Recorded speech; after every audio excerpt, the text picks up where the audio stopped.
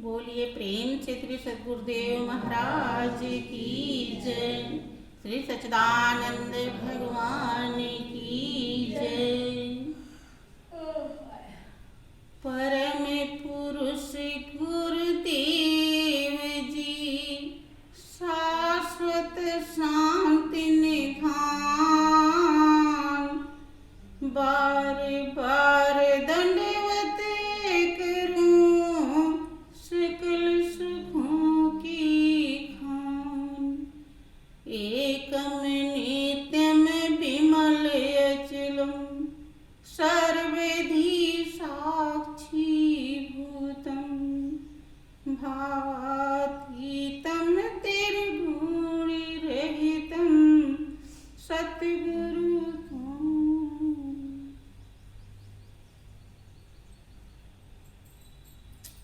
बोलिए प्रेम से श्री सद्गुरुदेव महाराज की जय। श्री सच्चिदानंद भगवान की जय। भाइयों बहनों, महाप्रभु की असीम दया दृष्टि से हम जीवों को सत्संग का अवसर मिला है। वास्तव में एक कटु सत्य है कि जिसके जीवन में सत्संग मिल जाता है वही जीवन जीना सीख पाता है। इसमें लेकिन की गुंजाइश नहीं है, बशर्ते सत्संग एक ऐसा गूढ़ रहस्य है, बहुत जन्मों से जब हम सतत लगातार प्रयत्नशील रहते हैं अपने भाव और श्रद्धा को लेकर के ध्येय और लक्ष्य के लिए, तब हमें सत्संग की प्राप्ति हो पाती है। महापुरुष नाना प्रकार के उपाय बताते हैं,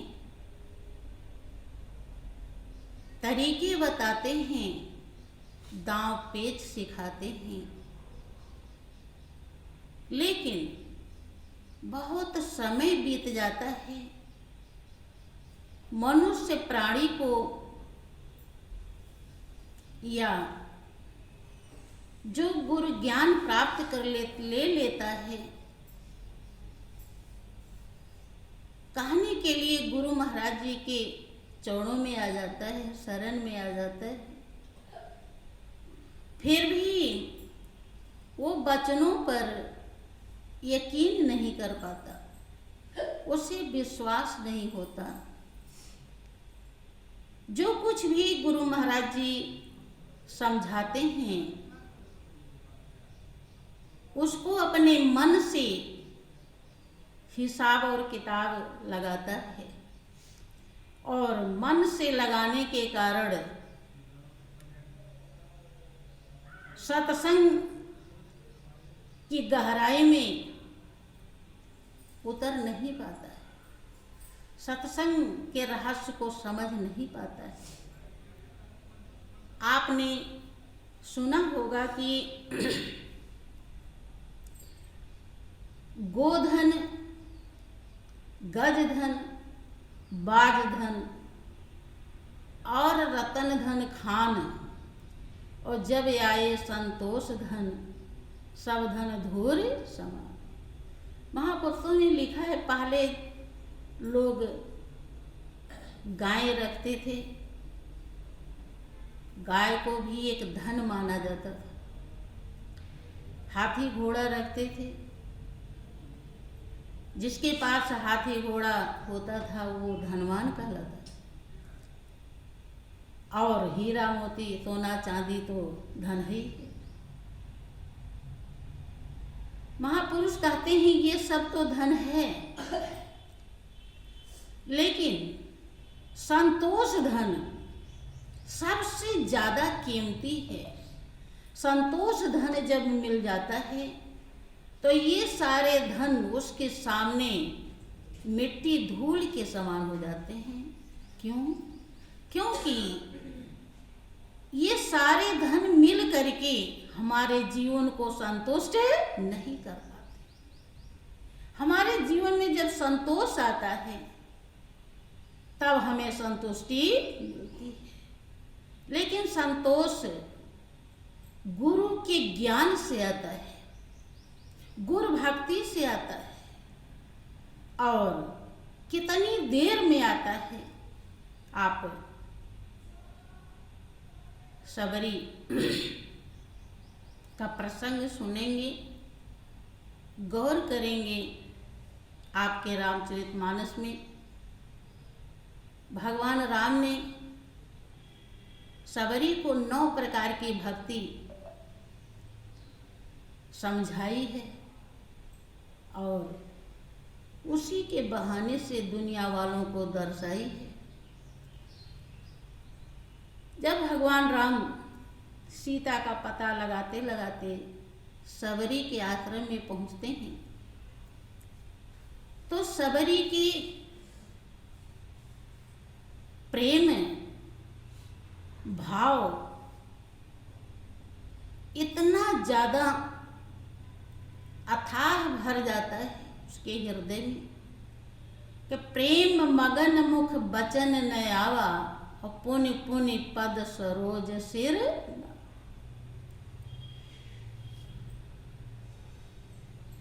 प्रेम में इतनी मगन हो गई कि मुख से बाणी भी नहीं निकल रही। जो आसन है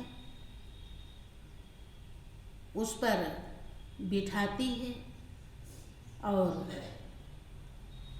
कंद मूल फल सुरस यति दिए राम कहूँ आन और प्रेम मगन प्रभु खाए बारंबार बघा। जो कुछ भी है ला करके देती है उन्हें खाने के लिए, वन में जंगल में जो कुछ भी था। और उसकी रोम रोम में मालिक बस रहा है। जब उस पावन सत्ता को हम हृदय में धारण कर लेते हैं तो भाइयों बहनों हमारा तन मन निर्मल हो जाता है। क्यों हो जाता है? क्योंकि वही निर्मल है, वही पावन है।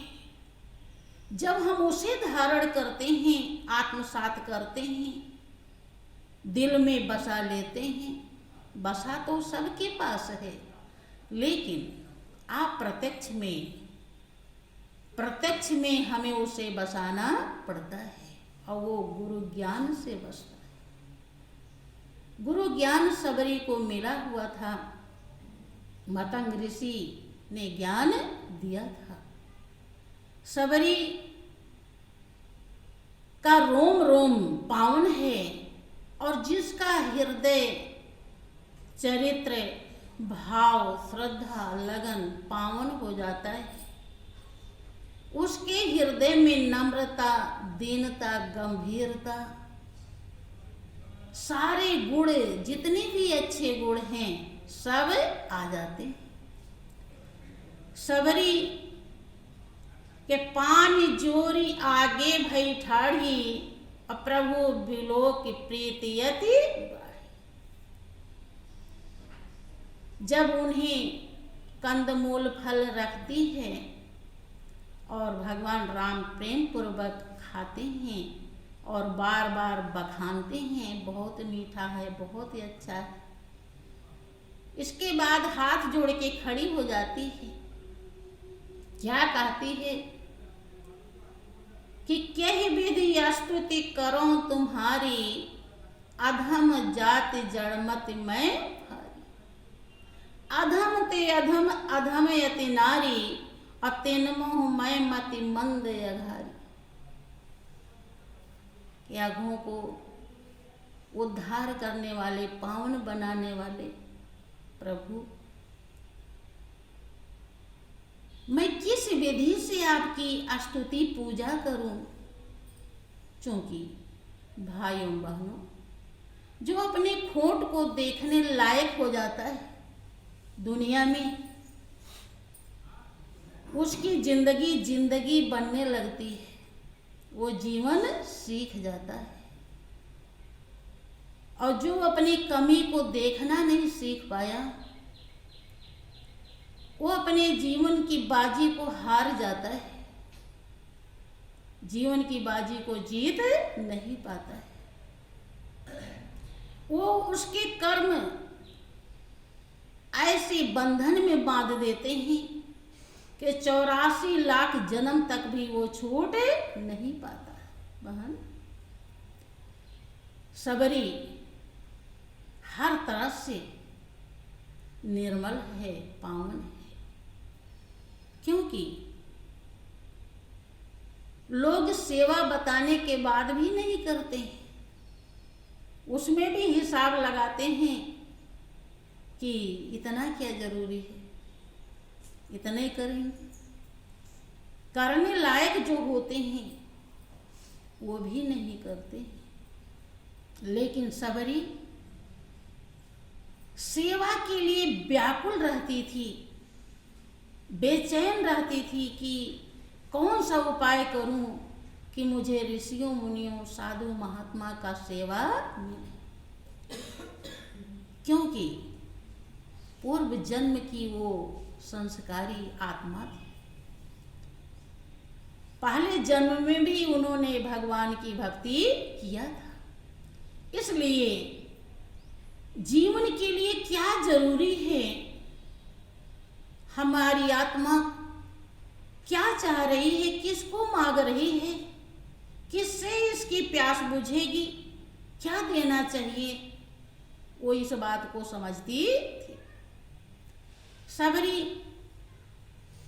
कहती है कि मैं किस विधि से आपकी पूजा करूं, मैं छोटी नीच जाति कुल में पैदा हुई हूं और उसमें भी मैं नारी हूं।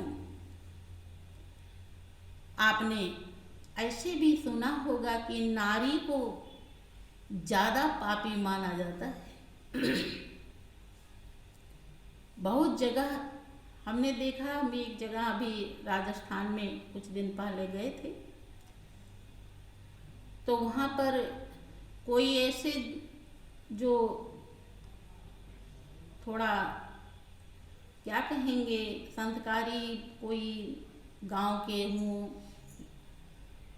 कुछ जिसको लोग महान आत्मा मान लेते हैं, अब कौन से बाबा हैं मुझे तो याद नहीं आ रहा है, उनका मंदिर बना हुआ है, वहाँ पे लोगों की मनौतियाँ बताते हैं कि पूरी होती है। तो संजोग से गुरुजी भी आपके और हम भी वहाँ पहुँच गए। तो वहाँ पर जितनी भी लेडीजें आती हैं वो सबको मंदिर में जाने नहीं दिया जाता है। तो हम तो ऊपर, हमें तो पता ही नहीं था इस बात, हम ऊपर बैठ गए, जहाँ गुरुजी बैठे हैं वहीं हम भी बैठे, वहीं उनका मूर्ति उर्ति बना हुआ है। हम कही बहनी ऊपर क्यों नहीं आ रही, क्या बात है, बहनों को हम बुला रहे हैं, आप लोग इधर आइए। और कोई पूरा ठंडी पड़ रही है, मौसम ठंडा है और बाहर ही वो बैठी हुई ओढ़ ओढ़ के, हमें बहुत दिक्कत। हम कहे भैया बहनों को ऊपर बुलाओ, ये आ क्यों नहीं रही। वो कहने लगे कि ये इनको यहाँ अलाउ नहीं। हम कहे अच्छा, तो उनके हम क्यों आ गए यहाँ पे, कि आप में उनमें अंतर है। हम कहे अच्छा, ये समझ में आता है, तो चलो ठीक है। हम तो सोच रहे थे कि हम उन्हीं जैसे हैं। कहने का अर्थ ये है कि वही सबरी कह रही है। कहीं कहीं ऐसा भी जिक्र आता है कि पति पुरुष जो होता है उसे का भी पाप नारी को लेना पड़ता है, पत्नी को लेना पड़ता है, अपना तो है ही है। और पत्नी का कमाई 10वां भाग पुरुष को, पति को अपने आप मिल जाता है। ये पता नहीं क्या फॉर्मूला है। तो वही कह रही कि मैं उसमें नारी हूं, मैं किस विधि से पूजा करूं। लेकिन सबकी आत्माएं, चाहे पुरुष के अंदर हो और चाहे स्त्री के अंदर हो, सब एक ही है, दो नहीं है। ज्ञानी के लिए, विवेकी के लिए ये भ्रम नहीं होता है। जो विवेकहीन होता है उसके लिए ये बात होती है। वो तो अपने भाव के अनुसार छोटी बन करके इस बात को दर्शा भगवान राम कहते हैं कि कह रघुपति सुन भामिन बाता, मानो एक भगत कर।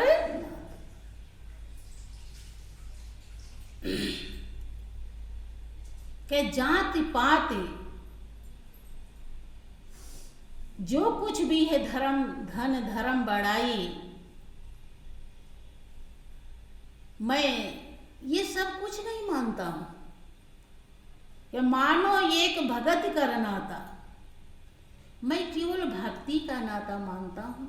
कोई बहुत बलवान हो, कुलवान हो, बुद्धिमान हो, मेरे लिए कह रहे हैं कि भगतहीन नर सोहे कैसा, और बिन जल वारिध देखिए जैसा। ये सब मैं केवल भक्ति का नाता मानता हूं,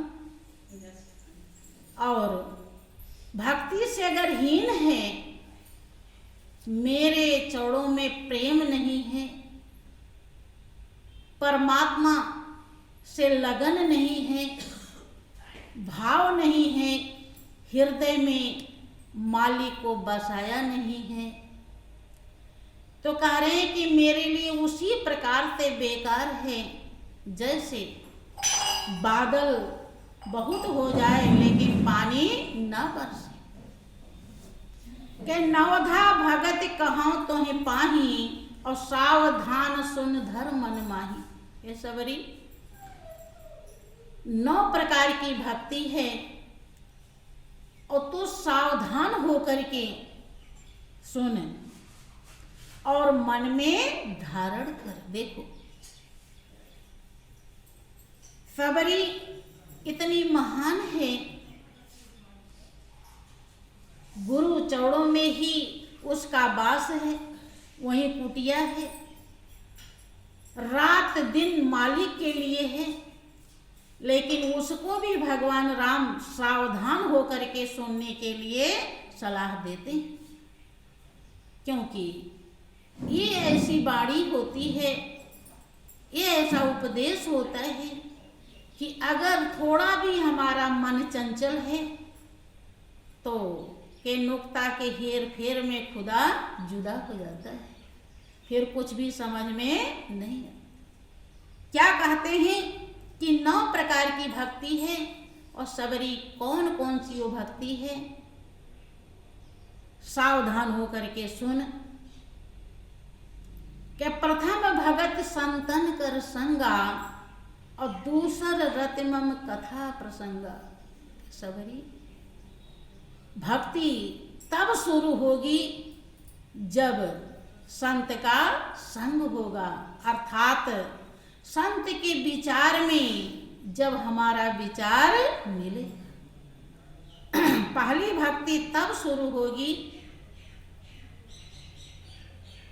अगर संत कहीं आए हैं, उन्हें देखने भी चले गए, दर्शन करने, लेकिन उनके विचार में अपने विचार को नहीं मिलाया, अर्थात वो क्या करने के लिए आए हैं, कहाँ ले जाने के लिए आए हैं, क्या वो प्रदान करते हैं, क्या वो चाह रहे हैं, अगर हम इस सच्चाई को नहीं समझे तो पहली भक्ति भी शुरू नहीं।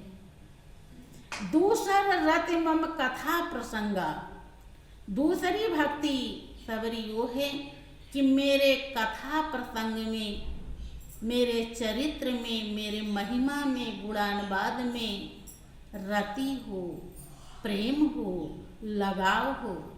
ये नहीं कि यहीं बैठे हैं और घूम कहीं और रहे हैं।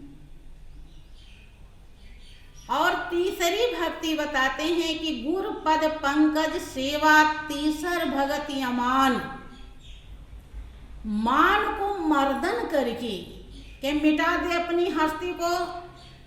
गर कुछ मर्तबा चाहे कि दाना खाक में मिलकर गुले गुलजार होता है। बहुत समय तक भक्तों के अंदर रहता है कि हम कोई सेवा कर रहे हैं तो कुछ एहसान कर रहे हैं। हाँ, एहसान तो कर रहे हैं लेकिन मति थोड़ी सी सही नहीं रहती। एहसान अपने लिए करते हैं और सोच लेते हैं कि ये गुरु महाराज जी के लिए कर रहे हैं। कुछ भी करते हैं तो लगता है कि तो गुरु महाराज जी के लिए कर रहे हैं, तो अमान नहीं हो पाते, मान को मर्दन नहीं कर पाते।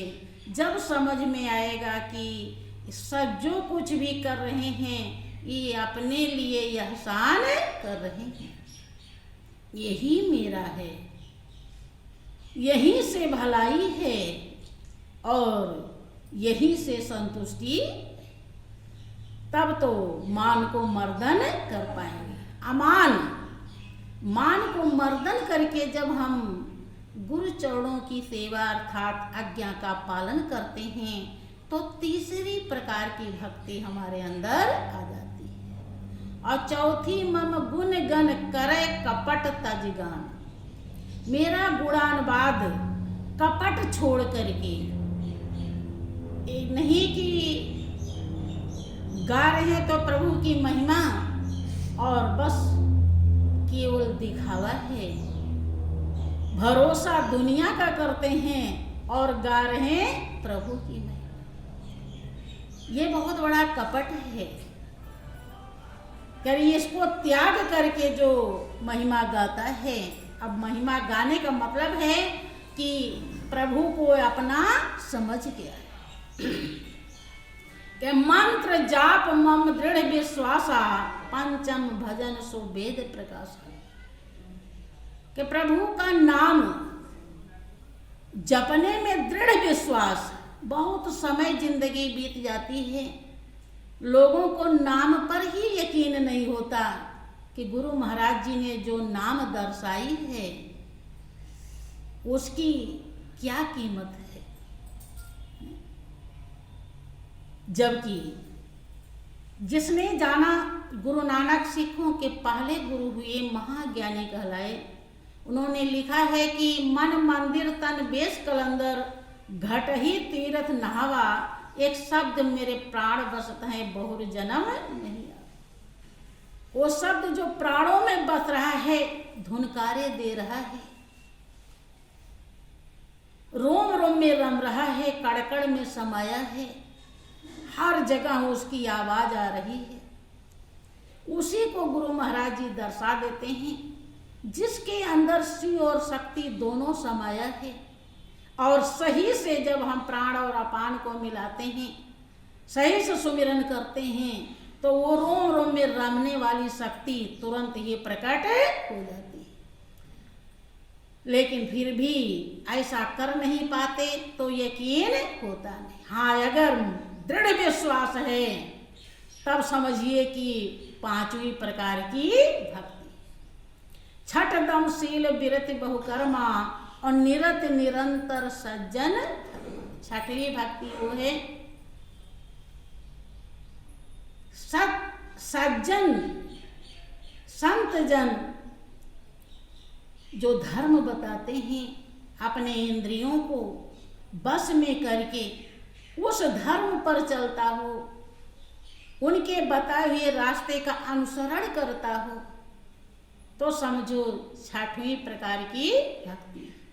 सातों सम मोहिमय जग देखा, और मोते संत अधिक कर देखा।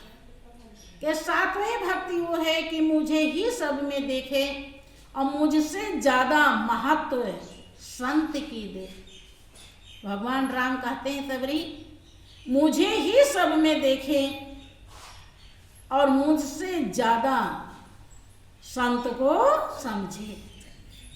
तो सातवीं प्रकार की भक्ति है। और लोगों के मन में रहता है कि मंदिर में जो मूर्ति बनी है वो तो भगवान की है, बैठ। लेकिन गुरु महाराज जी तो एक आदमी हैं। तो इस सच्चाई को नहीं समझ पाता। अगर ऐसा समझा, जैसा भगवान में भाव है वैसे ही गुरु में अगर भाव है, तब उस महान आत्मा का ज्ञान प्रकाशित होता है। वही बात देवी ने कहा है और वही बात भगवान राम कहते हैं कि मुझे ही सब में देखे और मुझसे अधिक संत की गिनती करे, गणना करे, क्योंकि सारे दांव पेच संत ही बताते हैं। प्यास पानी से बुझता है, लेकिन धन्यवाद पिलाने वाले को दिया जाता है। सब शक्तिमान सब जगह मालिक ही समाया है, लेकिन मालिक को दर्शाने वाला मालिक से बड़ा बताया जाता है। फिर आठों जथा लाभ संतोषा है, और सपने हो नहीं देखे परदोषा। संतोष की बात आई थी कि संतोष धन जब आता है तो सब कुछ मिल जाता है, हम पूरे तृप्त हो जाते हैं। लेकिन 8 प्रकार की भक्ति जब हम कमा लेंगे सही से, जैसे कमाना चाहिए, तब हमारे अंदर संतोष आएगा। आठों जथा लाभ संतोष है। जब कुछ भी अपना नहीं है तो ज्यादा है तो ठीक और कम है तो ठीक। और जो अपना है वो तो आपके संग है, अपने पास है। भक्त भरा पूरा होता है, दुनिया की सब चीजें जानता है कि ये तो क्षणभंगुर है, ये नासवान है, ये तो आज मेरी कल दूसरे की। जितना हमारे भोजन के लिए मिलना है उतने है मेरा, जितना नींद के लिए कुछ मिलना है उतने है मेरा, और उतनी देर के लिए है, और तो फिर बाद में किसी और का हो सकता है। तो इसलिए वो जैसा भी प्रभु रखता है, जाहि विधि राखे राम ताहि विधि रहिए, क्योंकि इसमें उसको कोई लाभ हानि दिखाई नहीं पड़ती। लाभ हानि तो वही है कि कहा हनुमंत विपत्ति प्रभु सोई, और जब तो सुमिरन भजन न हो। तो सुमिरन भजन अगर कर ही रहा है और जब इतना भक्ति कर लेगा तो सुमिरन कभी रुकने वाला नहीं है, तब उसके अंदर संतोष धन आता है। आठों जथा लाभ संतोष है, और सपने हो नहीं देखे परदोष है। जिसके अंदर संतोष धन आ जाता है, देखो कितनी बड़ी योग्यता आ जाती है भाइयों बहनों, कि स्वप्न में भी दूसरे का दोष नहीं दे। वास्तव में पता नहीं कैसा अजीब सा लगता है। ये तो मेरा अनुभव है। मैं प्रेमी भक्तों को जो कुछ भी कहती हूँ जानबूझ के कहती हूँ कि ताकि उनकी भलाई हो जाए, उनका दोष और कमी देख के नहीं, उनकी भलाई के लिए, ताकि वो संभल जाए। हमारे हिसाब से ये हमको दया दिखाई पड़ता है, हमारे तरफ से लगता है कि ये बहुत बड़ी दया है। और मालिक ऐसा प्रेरणा दे रहा है तो मालिक की बहुत बड़ी कृपा है। जानते हैं कि भाई बहनों के अंदर बहुत अच्छाइयाँ भी है, लेकिन और अच्छाइयाँ आ जाएगी तो अति उत्तम होगा। हर कोई अपने बच्चे को अच्छा से अच्छा बनाना चाहता है। महापुरुष संत महात्मा भी प्रेमी भक्त को पूरे मंजिल तक पहुंचाना चाहते हैं। कहते रहे कि आठों जथा लाभ संतोषा और सपने नहीं देखें पर दोषा, नवम सरल सब सन सब छलहीना और मम भरोस ये हरस नदीना। नवी भक्ति वो है कि सब जितने प्रकार के छल होते हैं कोई भी छल ना हो, और न हृदय में हर्ष हो और ना दुख ही हो, दीनता ही। क्योंकि जो अपना है जब वो साथ है हरदम मिला हुआ है, कभी साथ छोड़ने वाला नहीं है, इसके अलावा और कुछ अपना ही नहीं है, तो फिर किस बात का दुख और किस बात की खुशी। के नौ मोह एकहु जिनके होई, नारी पुरुष सचराचर कोई, और सोई अतिशय प्रिय भामिन मोरे, सकल प्रकार भगत दृढ़। ये सबरी नौ में से अगर एक भी किसी के पास है तो मेरे लिए अतिशय प्रिय है, और तेरे पास तो नौ की नौ भक्ति। कि जो नौधा भक्ति का वर्णन किया तेरे पास पूरी की पूरी मौजूद है। कहने का अर्थ ये है कि भाइयों बहनों, बहुत ही रगड़ करने की जरूरत होती है, बहुत ज्यादा अपने तरफ है ध्यान देने की जरूरत होती है, ख्याल करने की जरूरत होती है। जब हम गौर करेंगे, ध्यान देंगे और ये समझेंगे कि हमारा जीवन तभी जीवन बन पाएगा जब एक एक कमियों को, दोषों को निकालेंगे, जो मंजिल पर जाने का एक बहुत बड़ा बाधा है। मंजिल